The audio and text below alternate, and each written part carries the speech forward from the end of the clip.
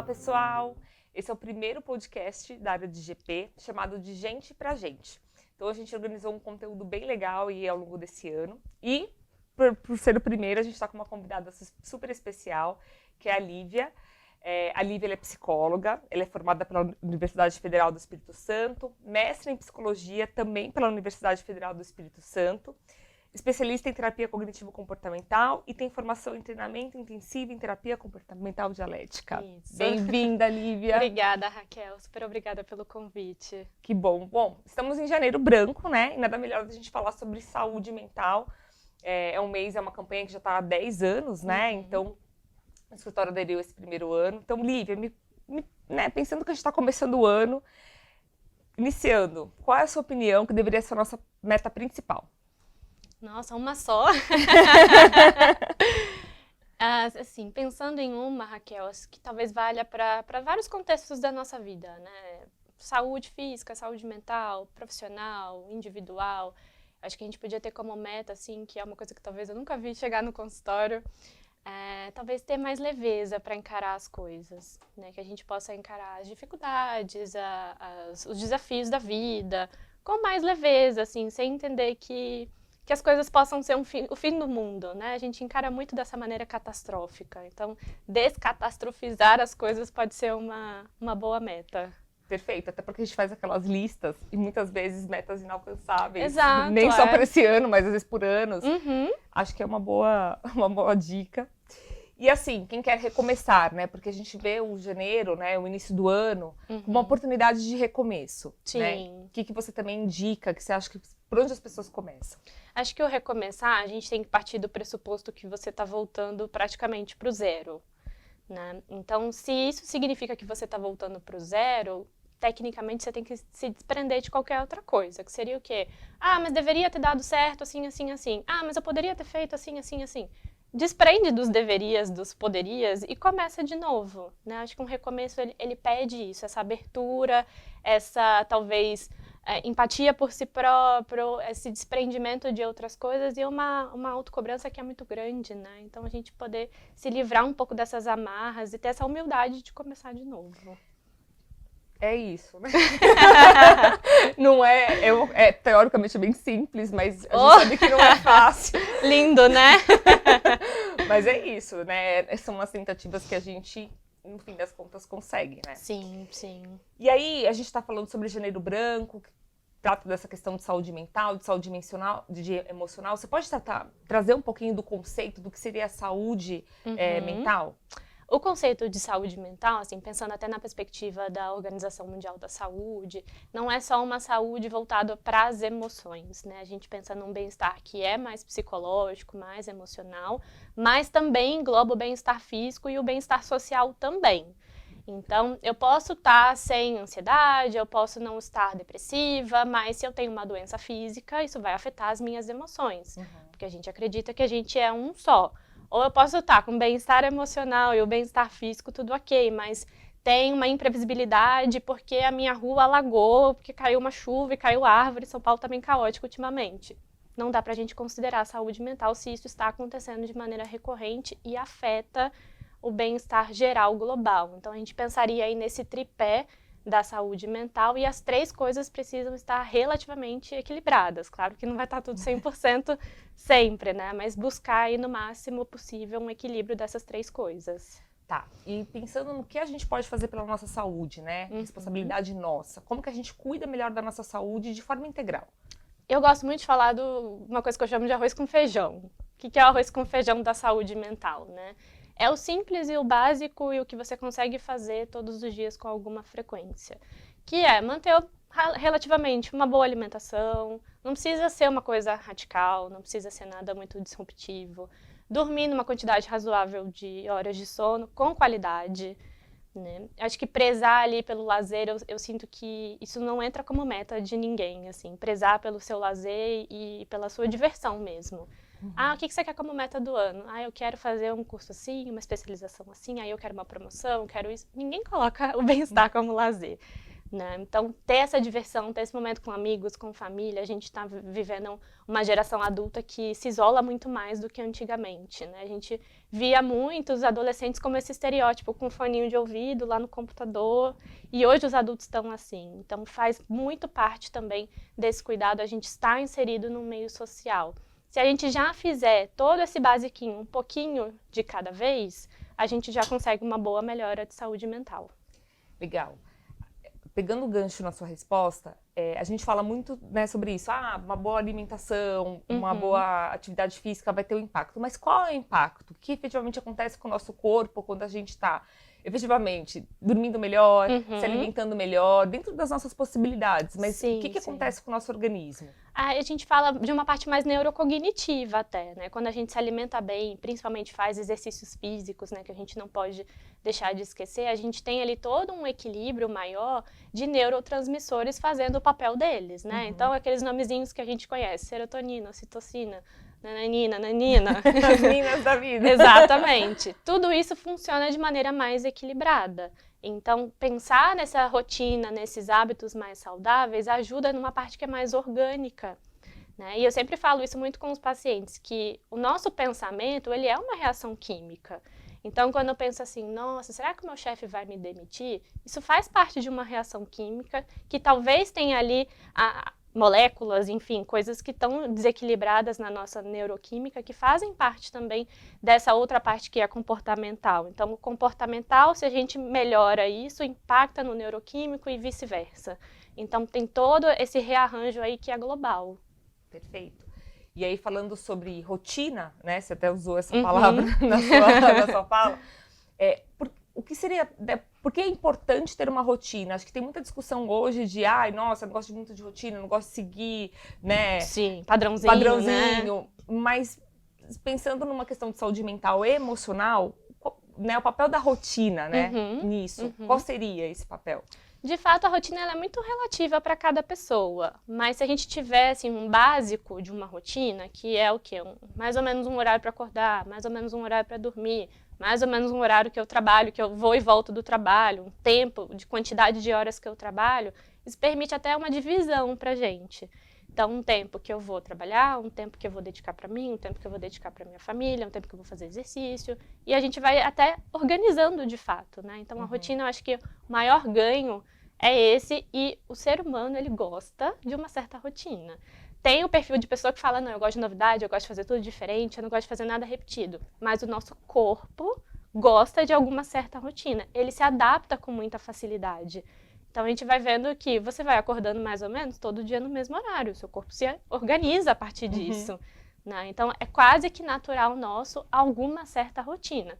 Vai ter essa diferença entre pessoas, mas, no geral, é bem importante. Perfeito.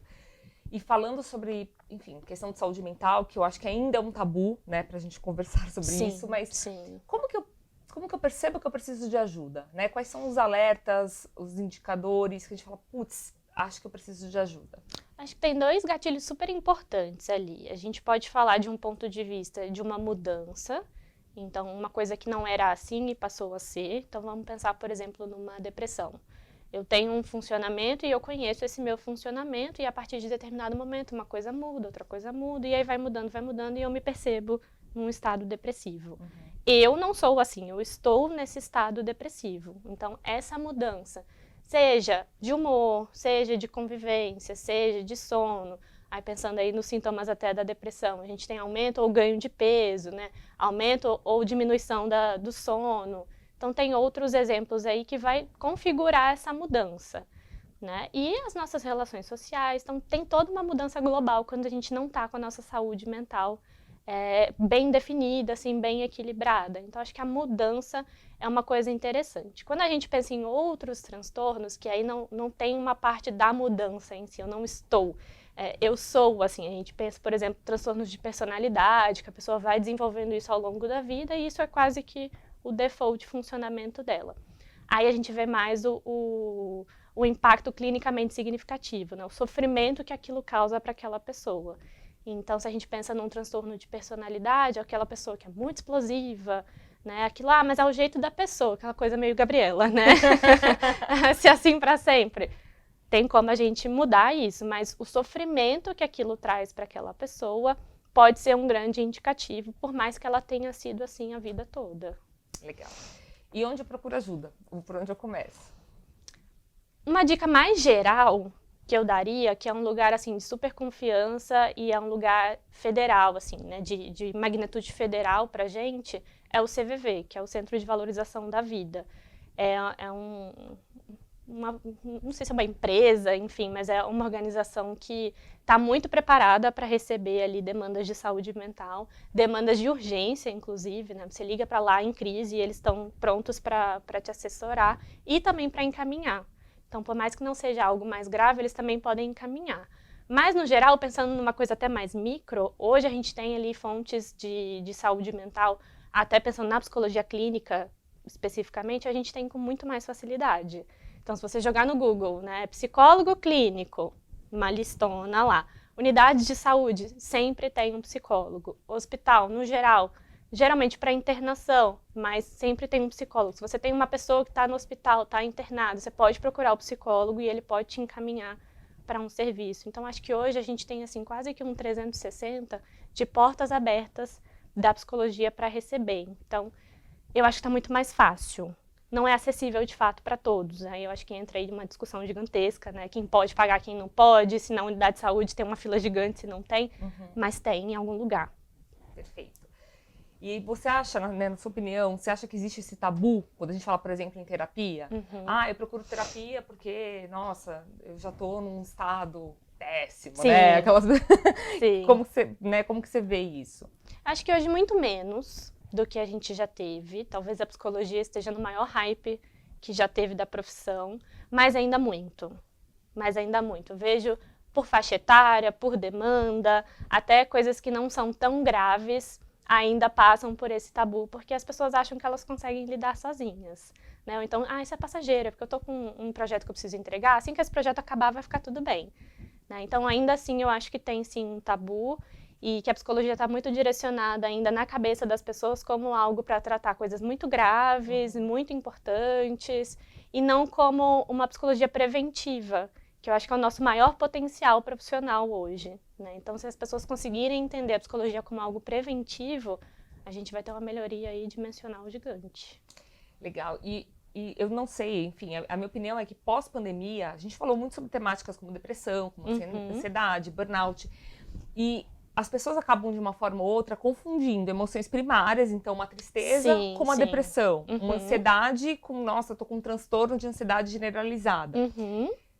E existe uma grande diferença entre elas, Bastante. Né? Então, se você puder pincelar, né, as principais diferenças, porque tristeza é algo que a gente precisa passar. A gente, né, é uma emoção primária que a gente precisa vivenciar. Sim. Mas como que eu diferencio, por exemplo, de uma depressão? Putz, eu tô começando a entrar num estado depressivo, essa tristeza já tá um pouco além, preciso tratar. Sim. E a mesma coisa a ansiedade. Eu tô numa ansiedade normal, não estou dormindo porque amanhã eu tenho uma prova, né? Mas não, eu estou numa ansiedade que, cara, eu preciso de ajuda. Como que a gente identifica isso? Essas emoções primárias, elas têm uma função, né? Então, a tristeza geralmente tem uma função um pouco mais reflexiva, né? Mais da gente voltar para nosso interior e refletir, enfim. E a ansiedade é esse movimento. Então, como você citou, tem uma prova amanhã, me causa um negocinho assim, e aí eu vou, tento estudo para poder me preparar. Quando essa função se perde, ela deixa de ser protetiva e passa a ser um transtorno. Obviamente, assim, não de maneira tão simplória, né? Até as pessoas, como elas vão diferenciar se tem função e se não tem função, né? Mas pensando nos transtornos, por exemplo, uma depressão, a gente tem um global ali de sintomas que a gente precisa cumprir para caracterizar como uma depressão. E aí eu diria, assim, que o mais importante é esse sofrimento clinicamente significativo que eu trouxe. Né? Porque eu posso estar triste e aí eu vou trabalhar, entrego o que eu tenho que trabalhar, entrego o que tenho que entregar e pronto, acaba o meu dia. E no outro dia, a tristeza diminuiu, no dia seguinte eu já estou bem, ok, isso é tristeza. Né? Depressão é diferente. Eu posso sentir tristeza na depressão, eu posso não sentir tristeza, eu posso sentir apatia, eu posso sentir vazio. Então não é a emoção em si que vai dizer se é uma depressão, é todo o complexo. Então na depressão a gente tem, como eu citei, aumento ou diminuição de peso, porque influencia na nossa fome, no nosso apetite. eu tenho ali uma reclusão social, eu tenho ali uma questão comportamental que muda, então as pessoas ficam um pouco mais letárgicas, né? Às vezes uma dificuldade muito grande para começar o dia, para levantar da cama, para chegar e ir ao trabalho, de fato, que é um impacto muito mais significativo que a tristeza não costuma impactar assim. Então eu posso ir para o trabalho triste e fica tudo relativamente bem. Numa depressão, pensando até uma depressão mais grave, né, a gente tem ali um conteúdo que é mais pesado até para a pessoa, né? Então, o impacto clínico é muito maior. A mesma coisa na ansiedade. Se eu estou ansiosa para a prova, sentei e estudei, passou a prova, a ansiedade passou, ela cumpriu a função dela. Agora, se eu estou ansiosa para a prova e no dia seguinte passou a prova, aí eu acordo e já fico pensando, meu Deus, mas será que eu fui bem na prova? Será que eu com certeza fui reprovada? Eu nunca mais vou passar nessa prova. E aí começa uma ruminação gigantesca. Já caracteriza um sofrimento maior, né? Então aquela função já passou, não tem função nenhuma ali mais, né? A prova já foi, agora eu vou esperar o resultado. Então dá pra gente diferenciar por isso, assim, não só a intensidade dos sintomas, mas o prejuízo clínico, porque nessa ansiedade já impacta no meu trabalho, já impacta nas minhas relações, então é uma coisa um pouquinho mais global. Ou seja, busquem ajuda. Não façam o seu próprio diagnóstico, acho que é importante. Principalmente esses diagnósticos assim de rede social, né? Hoje a gente vê vídeos assim, se você tem isso, é porque você tem tal diagnóstico. Eu fico, meu Deus do céu. Vamos com calma, gente. Não é pra pegar o DSM e sair dando check, assim, não é um né? mapeamento muito fácil, né? Exato. Com um teste vai poder te encaixar em alguma patologia, né? Isso, ou um teste, uma avaliação, né, mais complexa, ou até mesmo uma avaliação clínica, né? Que a gente vai ver o paciente ali repetidamente, semana após semana, e entender o impacto que aquilo tem na vida mesmo da pessoa. Porque se eu chegar pra você e falar, Raquel, você tem isso, você vai falar, tenho. Mas você tem um transtorno especificamente? Não sei. Né? Se eu criar sintomas assim, você tem, sei lá, dor de estômago, seu intestino mudou, você diminuiu o seu sono, aumentou o seu sono, provavelmente todo mundo vai ter algum período da vida que aconteceu isso. Então você tá com ansiedade. Não sei, né? Não sei. É isso, gente, tem vários fatores. Legal. E pra gente encerrar esse bate-papo, se você pudesse listar algumas dicas, né, pra gente aplicar no nosso dia a dia, pra gente gerir melhor nossas emoções. Eu gosto dessa palavra porque a gente não controla. Né? Se fosse fácil, assim, controlar, a gente não teria emoções primárias dizendo, eu não sinto tristeza porque eu controlo, sim, né? Sim. Nojo, enfim. Mas a gente tem que gerir ao longo do dia porque o estresse faz parte da nossa vida cotidiana. Como que a gente, né, que tipo de ferramenta que a gente pode utilizar no nosso dia a dia pra gente, deixa eu me centrar de novo, deixa eu entender o que tá acontecendo comigo Sim. e, né, como que eu volto pro meu centro. Eu acho que essa centralização que você comentou talvez seja o mais importante, porque aí a gente fala de uma autopercepção, que é até o autoconhecimento que a gente desenvolve tanto na clínica, né? Porque para eu gerir as minhas emoções e entender as minhas emoções, eu preciso saber que emoções eu tô sentindo, o que causou aquilo, como, por quê, de onde que veio, né? Que é algo muito complexo. Aí eu brinco que a gente vai cavando ali na terapia, né? Mas a gente precisa entender. Então, eu falo que eu sou muito a favor de dar nome às coisas. Então, Lívia, eu tô sentindo um mal-estar, né? Já tem 15 dias. Que mal-estar é esse? Que é isso? É raiva? É tristeza? O quê? É alegria demais e aí teve uma queda depois? Porque aí a gente dá nome à emoção, entende com o que aquela emoção está conectada, na história de vida da pessoa, da onde que veio aquilo, né? Como ela lida com essa emoção, o que ela aprendeu sobre essa emoção, porque pensando socialmente, por exemplo, sentir raiva é feio, né? Você ouve lá da sua mãe, não tem raiva do coleguinha, né? E aí a gente cresce ouvindo isso, e aí vai fazer o que com a raiva quando é adulto? Né? Então eu brinco muito sobre isso, assim, de dar nome às coisas para entender e aí sim saber o que fazer com ela. Perfeito.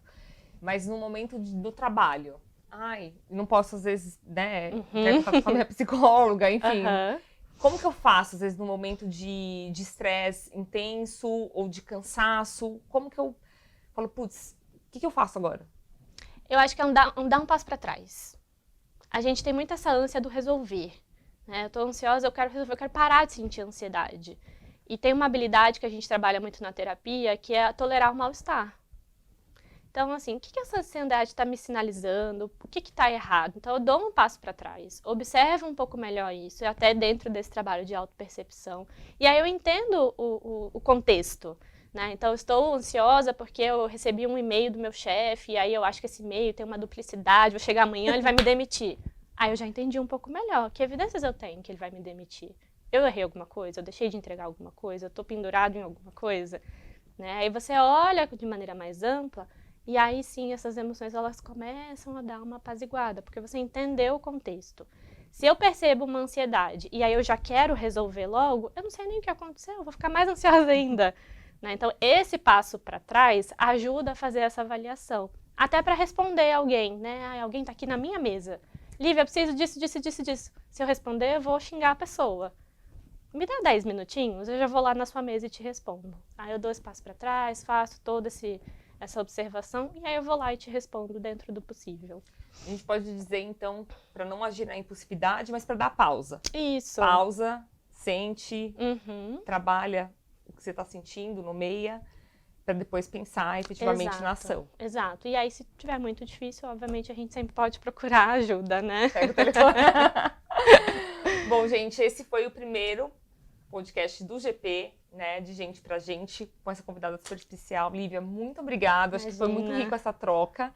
E espero que, enfim, ajude muitas pessoas, principalmente nessa questão de saúde mental, que é algo pra vida. E ela é dinâmica, viva, e a gente está sempre, né, olhando, né, as mudanças e as discussões que estão acontecendo, acho que no mundo. Mas que vocês, enfim, entendam que esse conteúdo é muito importante pra gente, né, se perceber o tempo todo e poder aí criar pequenas mudanças que vão ter grandes impactos. Sim, eu que agradeço, Raquel, muito obrigada. Eu acho que trazer esse conteúdo é bem importante do ponto de vista assim, de empresa, do cuidado com o outro. Então, acho que é um projeto bem legal e agradeço muito o convite. Perfeito. Bom, gente, então até a próxima.